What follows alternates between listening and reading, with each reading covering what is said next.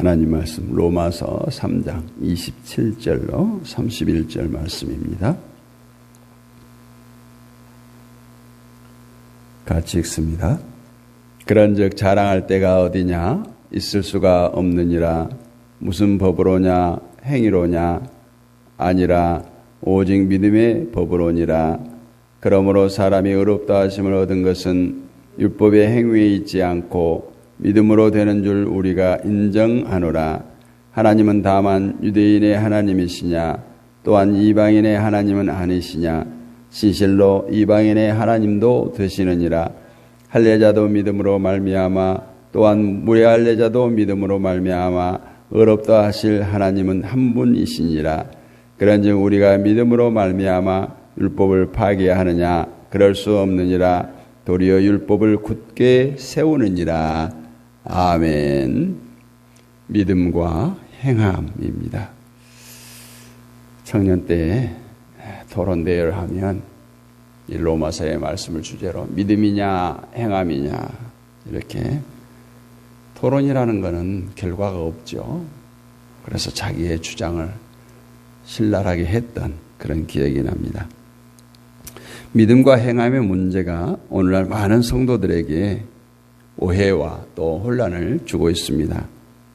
믿음만 강조하자니 행함이 울고 행함을 강조하자니 믿음이 우는 격이 되어서 믿음과 행함을 적당히 혼합해서 어느 한쪽에도 무리가 가지 않는 범위 내에서 해야 한다는 그런 시각을 갖기도 합니다.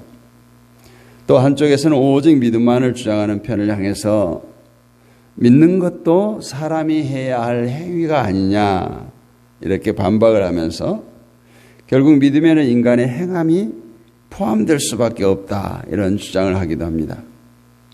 완벽한 믿음만으로라는 것은 없다는 것입니다. 믿든 말든 어쨌든 인간의 편에서 보여야 할 어떤 행위가 있어야 된다. 이러한 주장 역시 인간의 믿음을 이해하지 못한 데서 발생된 어리석은 생각입니다. 믿음이 무엇인가 이것을 이해하지 못하기 때문에 로마에서 말하고 있는 오직 믿음이라는 말을 하면서도 행함을 완전히 잘라내버리지 못한다는 거죠. 믿는 것을 인간의 일로 여기기 때문입니다. 또 행함을 붙이려니 오직 믿음이라고 하는 말을 하기가 난처해지는 것도 사실이에요. 그래서 믿음과 행함 사이에서 어정쩡하게 서 있는 것이 오늘날 그리스도인들의 실체입니다. 인간이 행함을 포기하지 못한 이유는 인간의 행함에 의의가 되는 행동과 의가 되지 못하는 행동이 있다라고 생각하기 때문이에요. 의가 되는 행동이 있다고 여기기 때문에 그 의가 되는 행동을 해서 의 있는 신자가 되려고 하는 생각이 행함을 포기하지 못하도록 하는 것입니다. 여기서 말하고 있는 행함을 포기하지 못한다는 인간이란 용어의 의미는 행동하는 것을 나무라는 것이 아니라 자신의 행함에 의의 의미를 두고 있다라는 거예요. 즉 행함을 포기하란다고 해서 행동 자체를 금하라는 의미가 아니라는 겁니다. 이렇게 말하면 의가 되지도 못한 행동을 뭐하러 합니까? 반발을 하기도 할 것입니다. 그러나 그건 평소 의에 대한 욕심을 가지고 살았고 자기 스스로 의를 이루어 보고자 하는 불신앙으로 살았기 때문에 나오는 반발입니다. 사도 바울은 분명히 20절에서 율법의 행위로 의롭다함을 얻을 육체가 없다 이렇게 했어요. 또 24절에서는 그리스도 예수 안에 있는 구속으로 말미암아 하나님의 은혜로 값없이 의롭다함을 얻은 자가 되었다라고 말씀하고 있습니다. 그 어디에도 인간의 행함이 의가 된다는 선언이 없고 또 의가 되는 데 도움이 된다는 것도 없습니다. 그리고 26절에서도 예수 믿는 자를 의롭다 하심이니라는 말씀을 통해서 행함이 의가 아니라는 것을 밝히고 있어요. 그런데 성도들은 오해하기를 믿는 자가 의롭다고 하니까 믿음도 인간의 행함으로 오해를 하고 의가 되는 행함이 있다고 고집을 부리는 것입니다. 에베소서 2장 8절 말씀을 보면 너희가 그 은혜를 인하여 믿음으로 말미암아 구원을 얻었나니 이것이 너희에게서 난 것이 아니요 하나님의 선물이니라. 이 말씀을 통해서 믿음은 분명히 우리의 행함이 아니라 하나님의 선물이라고 말씀합니다. 즉 내가 믿는 것이 아니라 하나님의 선물로 주어진 믿음이 나로 하여금 예수 그리스도를 믿도록 하고 있다라는 거예요. 그리고 그 믿음으로 의를 얻은 자가 된 것인데 이 믿음을 어떻게 인간의 행함으로 주장할 수 있겠느냐라는 거예요. 결국 우리는 아무것도 한 것 없이 예수 그리스도께서 하신 일 때문에 의롭다 칭함을 얻게 된 것입니다. 이것을 아는 성도라면 감히 의를 자랑하고자 하겠습니까? 우리가 의를 위해서 한 것이 뭐가 있다고 자랑하겠어요? 자랑한다면 오직 예수 그리스도께서 하신 일을 자랑할 뿐이에요. 그래서 고린도전서 1장 31절에서 기록된 바 자랑하는 자는 주 안에서 자랑하라 함과 같게 하려 함이니라 이렇게 말씀하고 있는 거죠. 오늘 본문 로마서 3장 27절 28절에서도 그런즉 자랑할 때가 어디냐 있을 수가 없느니라 무슨 법으로냐 행위로냐 아니라 오직 믿음의 법으로니라. 그러므로 사람이 의롭다 하심을 얻은 것은 율법의 행위에 있지 않고 믿음으로 되는 줄 우리가 인정하노라 이렇게 말씀하죠. 여기서 우리가 한 가지 주의해야 할 것은 의롭다 하심을 얻었다는 말씀이에요. 이 말씀은 로마서 전체에서 수없이 나오는 말씀인데 우리가 주의해야 할 것은 인간이 예수를 믿었다고 해서 의인이 된 것이 아니라 의롭다 여김을 받았다. 너희들이 죄인이지만 내가 의롭다고 인쳐줄게 이거예요. 많은 사람들은 예수를 믿음으로 마치 내가 의를 소유한 인간이 된 것처럼 여깁니다. 그러나 성경에서는 의를 우리에게 주셨다는 것이 아니라 의인이 되신 예수를 믿는 그 믿음을 의로 여기신다는 거예요. 다시 말해서 의인이 되신 그리스도 안에서 예수 그리스도와 함께 의 속에 포함되었다라는 거예요. 그런데 사람들은 내가 의인이 되었으니까 이제 의인으로 살아야 될 것 아니냐라고 생각하고 스스로 의로운 행동을 하려고 한다는 것입니다. 이것이 오류예요. 그러나 믿음도 의도 우리가 소유할 수 있는 것이 아니에요. 우리는 단지 믿음 안에서 그 예수 그리스도의 의 안에서 살아가게 될 뿐입니다. 이것을 은혜라고 말하는 것입니다. 이런 이유 때문에 우리는 행함에 대해서 미련을 버릴 수밖에 없습니다. 다시 말하면 행함을 통해서 믿음을 확인하고자 하는 어리석음을 범하지 말라는 거예요. 의가 되지 못하는 인간의 행함에서 어떻게 의의 모습을 확인할 수가 있겠어요? 내 쪽에서 뭔가 그래도 행위가 있어야 하나님의 일이 되고 하나님이 기뻐하시고 믿음이 있는 모습이라는 생각은 주님을 바라보지 못하고 여전히 자신을 바라보는 그러한 상태에 있는 믿음에 지나지 않는다는 거예요. 우리 인간의 행위가 예수님을 죽였습니다. 우리의 죄가 예수님을 죽였어요. 그러면서도 그들은 그것이 의로운 일이라고 생각합니다.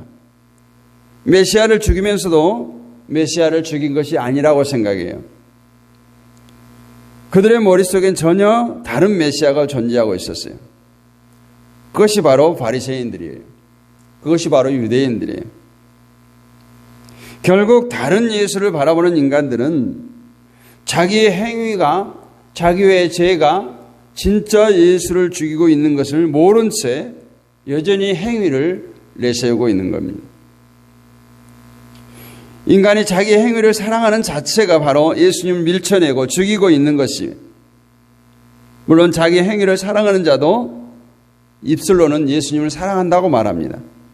그러나 그가 살아가고 있는 예수는 자신의 행위를 인정해주고 칭찬해주고 보답해주는 예수, 다시 말하면 예수 아닌 예수, 다른 예수라는 것을 알아야 됩니다. 사람으로 오셔서 십자가를 지시고 죽으신 예수님은 절대로 인간의 행위를 인정하지 않습니다. 그래서 자기 행위를 극도로 사랑했던 바리새인들, 율법사들, 유대인들은 자기의 행위에 반하는 예수님을 죽이고자 했던 거예요. 그렇다면 우리가 누군가? 우리도 바로 예수님을 죽인 장본인들이에요. 나는 내 행위를 사랑하지 않는다. 장담하겠습니까? 인간은 누구나 자신의 행위를 사랑하게 돼 있어. 의로 여기는 행동을 하고 그것을 생각하면서 마음 뿌듯해합니다. 왠지 만족해요. 그런 우리가 바로 예수님을 죽인 것입니다. 그런데 예수님은 우리에게 다가오셔서 우리가 못 박게 할 그 십자가에 대신 못 박히셨어요. 우리는 바로 이분을 바라보고 의지해야 되는 것입니다. 내가 죽인 그분을 의지한다는 것, 이것은 어찌 보면 참으로 부끄러운 일이고 고개를 못 들 일입니다. 그러나 하나님은 그 모습을 기뻐하신다는 것을 우리가 기억해야 합니다. 나는 예수를 죽이지 않았다라는 생각으로 우리가 예수님 앞에 나오면 떳떳해질 수밖에 없어요. 그런 사람은 믿음도 내가 믿어주는 것이 되는 것입니다. 마치 예수님께 선심 쓰는 것처럼 내가 믿어주는 거예요. 그러나 내가 예수님을 죽인 장본인이라는 것을 알고 예수님 앞에 나온 자는 유구무원이죠. 할 말이 없는 거예요. 다만 예수님을 죽인 나를 위해서 하나님께서 아버지여 저희를 사하여 주옵소서, 자기의 하는 짓을 알지 못하나이다. 예수님께서 마지막 운명하기 전에 죄인들을 위해서 하신 말씀만이 우리들의 마음에 메아리 칠 뿐이죠. 그래서 주님이 하신 일을 감사하고 기뻐할 뿐입니다. 과연 이런 신자가 예수님 앞에서 어떻게 자기 행함을 내세우겠느냐 이거죠. 그럴 수가 없죠. 그런데 자기의 행함을 포기하지 못하는 어떤 사람은 오늘 31절 말씀을 돌파구로 들이댑니다. 그런즉 우리가 믿음으로 말미암아 율법을 파기하느냐? 그럴 수 없느니라. 도리어 율법을 굳게 세우느니라. 이 말씀을 가지고 하나님은 율법을 폐하시지 않고 굳게 세우신다고 했으니까 인간은 율법을 지켜야 한다는 주장을 하는 거예요. 물론 하나님은 율법을 폐하지 않고 완성시키고 굳게 세우셨다고 말씀합니다. 그러나 그 의미는 율법을 열심히 행해서 굳게 세우라는 것이 아니요, 애당초 율법이라고 하는 것은 인간에게 지킬 수 없는 것들이에요. 다시 말하면 지키라고 주어진 것이 아니라 그 율법을 통해서 너희가 죄인됨을 깨달으라고 주신 것이에요. 내가 아무것도 할 수 없음을 깨닫고 예수 앞에 나오도록 율법을 주셨다는 거예요. 그래서 율법을 통해서 인간은 죄인이기 때문에 행함을 통해서 의를 얻는 것이 아니라 오직 믿음으로 의롭다 여김을 받았다는 것을 알아라 라는 거지. 이것이 율법이 주어진 의도입니다. 그렇다면 율법이 주어진 유대인도 율법이 주어지지 않는 유대인도 오직 믿음으로 구원받는 것이 드러났다면 그것은 율법이 의도한 바가 명백히 드러나는 거예요.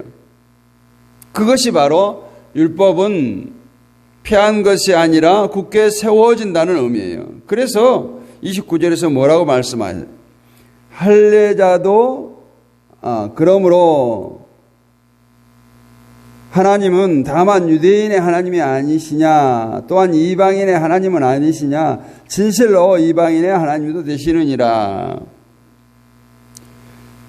할례자도 믿음으로, 무할례자도 믿음으로 의롭다함을 얻는다는 것을 율법이 드러내고 있다. 다시 말하면 오직 믿음으로 율법을 받은 유대인이나 율법을 받지 않은 이방인이나 다 구원을 얻을 수가 있다는 거예요. 그러면 이 율법이 뭐냐는 거예요. 오직 믿음으로 나오는 성도의 모습이 율법의 완성됨을 보여주는 것이에요. 그래서 믿음과 행함의 관계를 우리가 잘 이해하고 우리의 어떤 자랑 대신 감사로 오직 믿음이라고 하는 은혜 안에서 예수 그리스도로만 살아가는 여러분이 되시기를 주님의 이름으로 축복합니다.